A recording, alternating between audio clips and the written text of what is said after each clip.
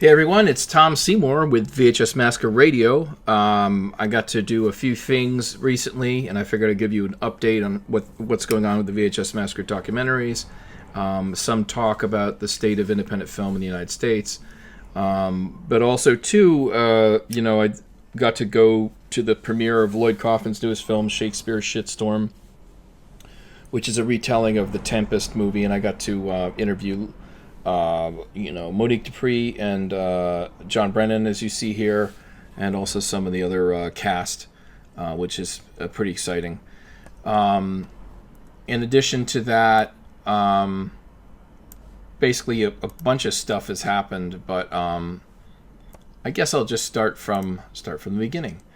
One of the interesting things that happened was I took everyone's talking about the Metaverse, right? So I decided, let me take a look at this Metaverse. So Decentraland is a Metaverse that's actually up and running, and anyone can join it and kind of run around and see what's going on. So my brother recently introduced me to this what's called programmer that does that finds content for what is known as FilmRare, which is the first Cineplex in the Metaverse. So you go there, you meet up with your friends, and there's a movie sort of playing in the background, and you can chat and stuff like that. It's very, very sort of casual meetup type thing. But they were looking for films, so I may actually be able to work out a deal with MVD and FilmRare, and maybe they play some of the films in the Decentraland Cineplex. So, it sounds, maybe you think it sounds a little, ridiculous, but, just keep in mind how preposterous some early technologies seemed. If you're on social media, you can read, dozens of hilarious articles about in the 90s how they were saying like the internet is over, stuff like that. So you never know what's going to hit, and if you can get in any new territory, I think that's a good thing. I think that's a good lesson for independent filmmakers, is that any new technology you can jump onto, and it's if it's free, you should jump on it regardless and experiment and try it out. If you explore a new technology and you believe it, it may be worth the risk to jump into it. Decentraland, for instance, sells land, and this land is finite, and you could buy, I believe it's sort of the price of the land is based upon the rarity of it, meaning that Decentraland will only be a certain amount of size with a certain amount of plots of land, right? So big companies can go in and buy big plots of land for hundreds of thousands of dollars virtual land, because it's like a three-dimensional billboard. That's like nothing to them, But some of the land is, I was pricing out some of the land, virtual land and Decentraland, and the cheapest plot of land I found was probably like $8,000, So it's something to check out. It may happen, it may not happen. People have been, you could say, talking trash about Facebook's Metaverse and all that stuff, although I've yet to see any of it, really, except for in a few videos. The Metaverse in Decentraland, it's fun. I am waiting to see how it will develop, but it's certainly fascinating to jump in and see what people are up to. So that's one thing. The other thing is, so VHS Massacre is a sort of brand. I've been really, as an independent filmmaker, something that Lloyd Kaufman pushed was you really have to build a whole brand. And so I've been trying to build up followers across all formats, and that's a lot of different formats. Actually, if you go to vhsmassacre.com, the site is obviously not fancy, but if you look at, we're on Patreon. I've never made a dime at Patreon. I don't know why we have that, but it's still there. But the podcast element is on, Spotify, Stitcher, Podbean, but There's also a lot of video elements, podcast, and different video clips and stuff. So I'm on Twitter, TikTok, Podbean, Instagram, Facebook, YouTube, on iTunes, and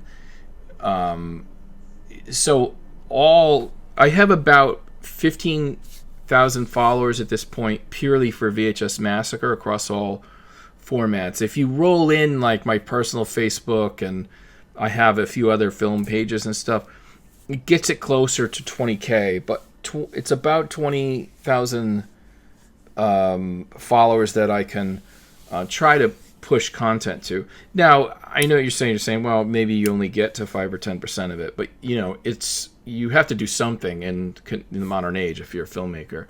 Even if you have a distributor, which I do, like for instance, VHS Massacre and VHS Massacre 2, I was able to sign a deal with Troma, so Troma distributes them. But then the first VHS Massacre was then redistributed to a larger mini major called Film Rise. And so that film got out. It was a huge hit. It got on Mubi and most of the streaming platforms except for Netflix. And then the second VHS Massacre came out through Troma, and right in festivals it killed. We went crazy with film festivals. And that's another thing I think you may want to look into, especially because so many festivals are online. You can actually do Q&As virtually and stuff like that, whereas in the past maybe you had to spend tens of thousands. Like if you entered 50 film festivals, and let's say you got into 15 of them, the idea that you would travel to all those cities and attend those would be very expensive. Well, I was able to do that. VHS Massacre 2 played. I went to the two New York physical screenings, which were in Anthology Film Archives and Film Noir Cinema, both in New York City. And but the rest of them I was able to do virtually. So I think we probably entered about 30 or 40 festivals.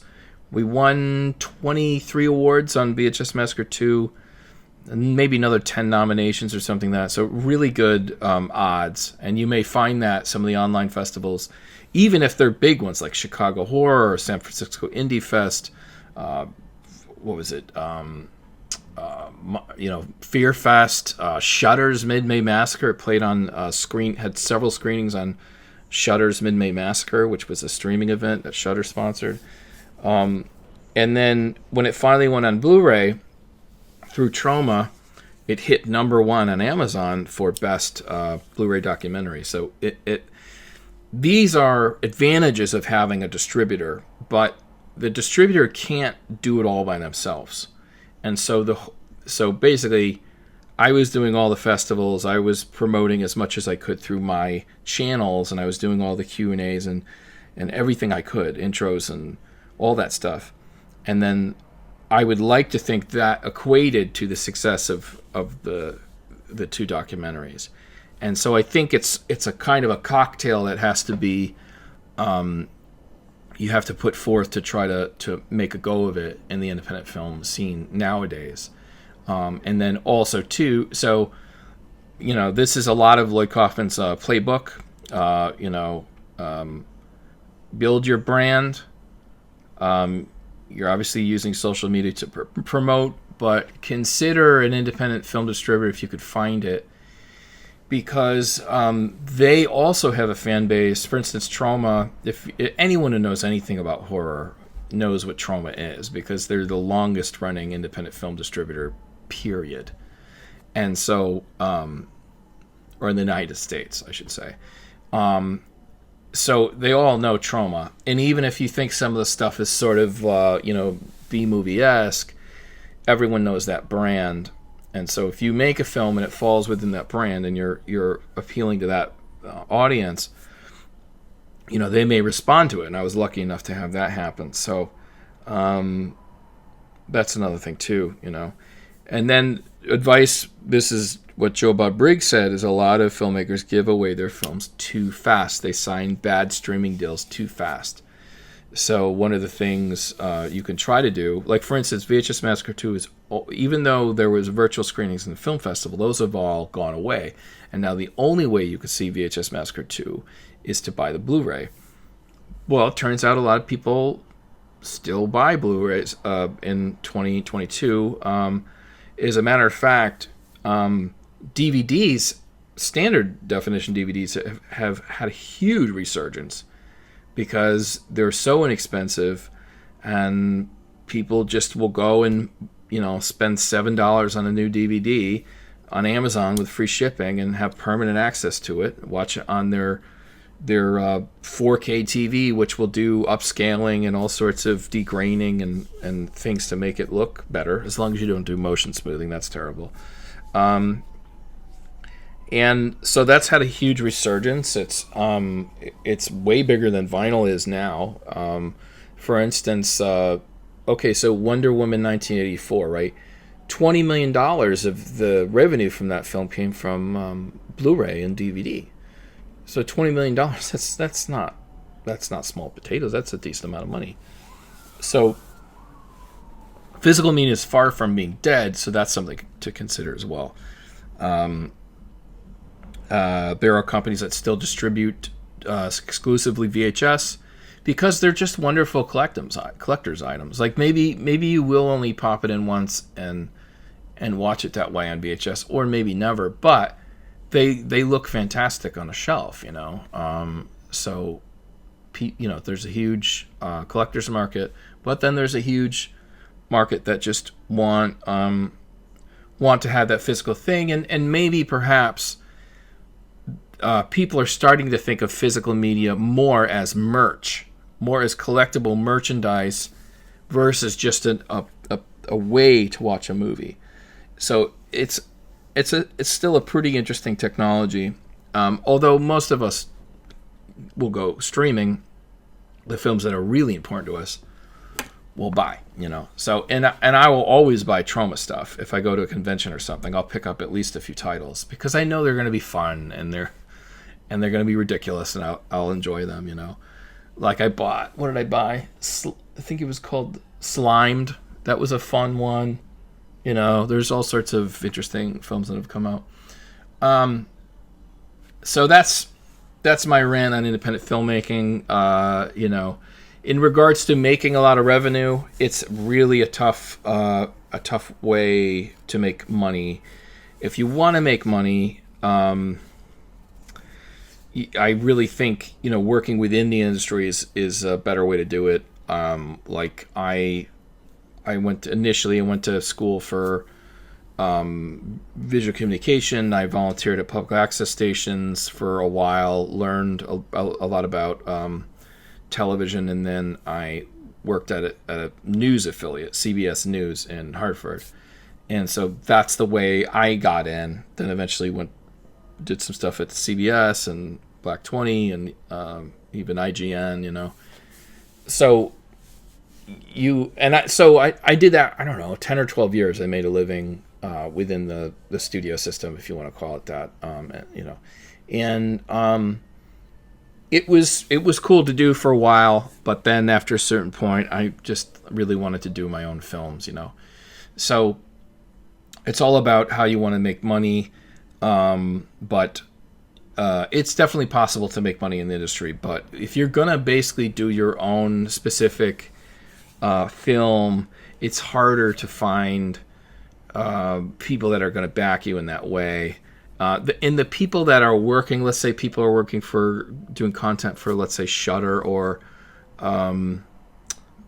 even like Netflix, they're kind of for hire. A lot of those things are produced by the actual company, and so they're not independent, and they're usually it's kind of corporate, and so that can be something that it may not be satisfying. Although there are a few carve-outs, like John Brennan and I think with Justin Martell are at the Last Drive-In with Joe Bob Briggs, and I think that works as satisfying because I think they're having fun with the movies that they actually really enjoy. So it can be done. What I'm saying is that kind of thing is it's very hard to achieve. I'm not saying don't do it, go for it. But if you want to make a film that is sort of like exactly what you want to make, that may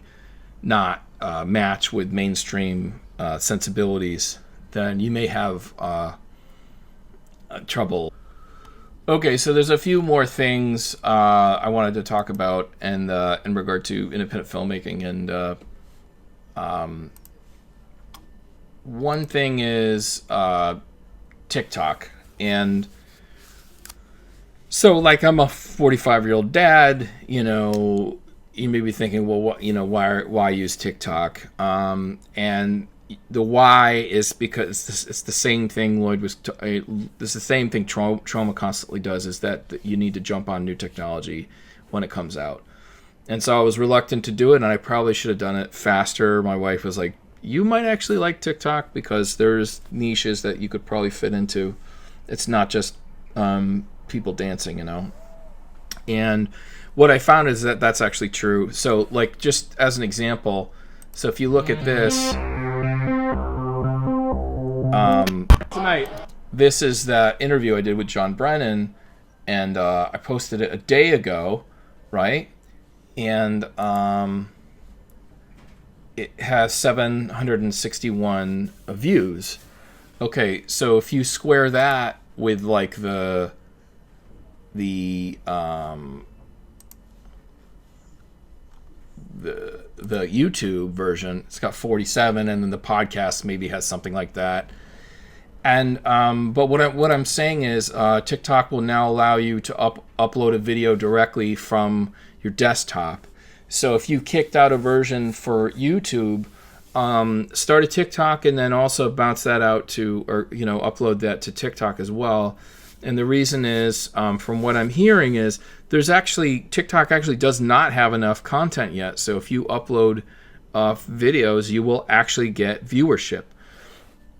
So 761 here. I think web-wise, there's probably enough to hit that 1,000 view mark. If you look through every other format, I still have to post it upload the video to Facebook there. But the point is, like, it's a good way to accent your viewership of your podcast to more than double your views. And you have to keep doing that. Like, I even tried Rumble. I didn't have much success on Rumble, but it's worth trying and being on there. And Rumble is not it's not what people think it is. The PBS has stuff on there. Angry Video Game Nerd has stuff on there. I think even news networks have stuff on there. It's there's a lot of mainstream stuff on there. So. But for me, I just didn't get much traction on there. But TikTok seems to be working really well. If I could find one video, James Rolfe did a little intro for me back in the day, 33,000 views right there. And there are just little videos I posted that are, looking at arcade machines and stuff like that are like 4,000 or 5,000, stuff like that. So, like, it really can be a place to get some additional viewership. So I think that's worth adding to your Swiss Army knife of media, So that's about it for promoting your independent film channel. And the last thing I'll just say is I was able to finish a cut of so I'm working on this thing. It's called The Exorcism of Fleet Marish, right? It's a feature-length narrative film. It's actually like a recut of a film I did called Mark of the Beast, but new footage, totally new edit with some additional scenes, totally new score, but like a pristine, degrained black and white version in a 2-to-1 aspect ratio. So almost a different film, a totally different experience and feel, and there's no narration in this one. And I'm going to put it out. So I have that cut finished, and I have two of the producers looking at it, or co-director John Gorman looking at it, and then producer Tim Kulig and composer Tim Kulig looking at it. He's composing some new tunes for it, and I'm gonna put that out. I haven't decided. One idea I had is actually to pony up and do a very limited run of Blu-rays for it. Do 100 or 200 Blu-rays, maybe special editions, and then see maybe if I can get it to premiere on the Metaverse. I think that'd be a fun sort of second life for that movie. So I do feel like this movie is going to be put out in a way that I think for the first time will put it in its best light, so that's very exciting news. So that, and then I've been doing these interviews with John Brennan and Lloyd Kaufman, and I think a lot of people are starting to ask me, what are you doing with the stuff? Are you working on a new doc? And the answer is I actually don't know. I don't know what I'm doing with it. I had one idea was to do a documentary about North American pictures. That idea has totally fizzled because I couldn't find a story there. And I am doing interviews, and I may do an interview with Debbie Rochon again. But right now, I don't really have a story for the documentary, and I don't have a drive to tell something. Like, I was very motivated for VHS Massacre 2 to kind of show what was happening in the independent film scene, show how Amazon deleted films off their service only by micro-budget filmmakers, and there's just unfair practices and reducing of residuals, and just like a clear indication that independents are not being...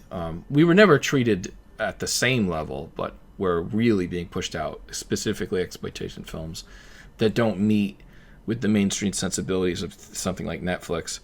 Like, for whatever reason, they want to be like NBC or something. They don't want anything offensive or anything that pushes any boundaries, where it be like nudity or violence or any of that stuff, where a horror filmmaker, an exploitation filmmaker may be where their art form is to try to do something that is not just for, totally, middle of the road people, So, it's still a problem now. I do think of the corporate places, obviously Shudder has some good stuff on there. They have some really bad stuff too, but in general, I think that's if you're going to go corporate, that's a decent one.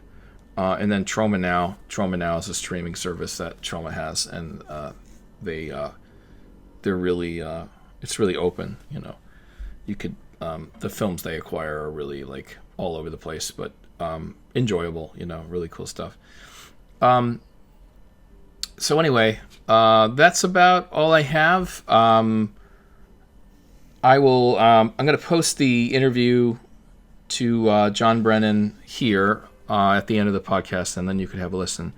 And then I'll have more stuff upcoming with Lloyd Kaufman and Monique Dupree in the coming weeks, and that'll be about it. All right, I hope this was useful to some of you. I try to have some utility in my podcast, and even though it is promotion for me, I try to include whatever knowledge I may have acquired over the past 25 years of filmmaking, and I hope some of that is of some use.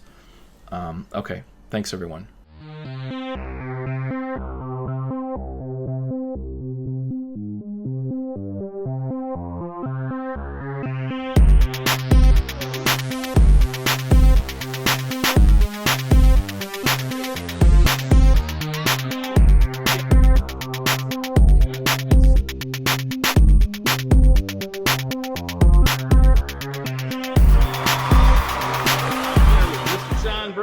Producer of Shakespeare's Shitstorm. How you doing tonight? Thank you. I'm doing well, and I appreciate you speaking to me on this very prestigious evening where we've premiered #Shakespeare's Shitstorm at the Museum of the Moving Image. Well, this is great. I mean, the crowd is insane. We're sort of back to normal. I mean, what's that feel like? after coming out of COVID to some kind of normalcy here. Honestly, this has been humongously cathartic. We've been watching this movie on, computer screens and television screens for about 3 or 4 years. And this is the first time that I got to see the movie in a big screen with the sound and all that stuff, and to see it with a bunch of people and the laughter. And it's just a different experience. I mean, this is a communal movie, and it played really well. I mean, all the jokes that we wanted to hit, all the gags hit, and it was unbelievable. So I feel like, post-pandemic, this is the movie that you have to see in a theater. Well, it's also very ahead of the curve. So, it was weird. It was like this sort of predicted some turmoil and things that had not happened in 2018 that then later on happened in the years that followed. And I think that the movie is more relevant now than it ever was.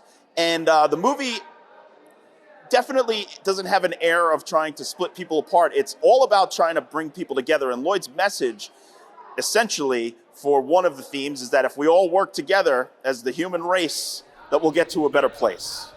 Yeah, and I really do think that basically society is catching up. Like I think it's gonna come out in sort of the perfect way. Like it's kind of amazing. I hope it hits, and I hope, there's some people who might get offended in things by some jokes, but you know what? You can't please everybody all the time. Thank you for having me. This was absolutely a pleasure, and I just want to say quickly that I owe it all to Lloyd Kaufman, who gave me a shot to produce this movie. This was the second movie that I ever produced, second feature, and it's invaluable. I mean, the trauma system works. There's an old infomercial from the 90s called The Trauma System. And the thing that they say throughout is the trauma system worked for me. And for me, in my life, that absolutely is true. The trauma system worked for me. One last thought. Do you think there is anything else like trauma in regard to a minor league of creating independent film directors? I think that there were, and I think that a lot of them are not there much longer. Lloyd is one of the Lloyd and Troma and Michael Herzer are some of the only last truly independent people standing. Not many people have done what Lloyd and Michael Herzer and Troma have done over the course of 50 years now, and it's hard to deny. They never really sold out. I mean, selling out is one thing, but they never really were betrayed their own hearts, is what I'm trying to say. And they made movies the way that they wanted to make them, and they made movies that they wanted to see. And a lot of people give that up in order to get a glory or a paycheck or something. So they've always been true to themselves, and I respect that about Truman. And I hope it keeps going. I hope that Lloyd and Michael can keep it going for the next younger generation and get those people inspired and get the next, like Lloyd says, the next James Guns and things like that out there. Yeah. Awesome, man. Thanks so much. Thank you.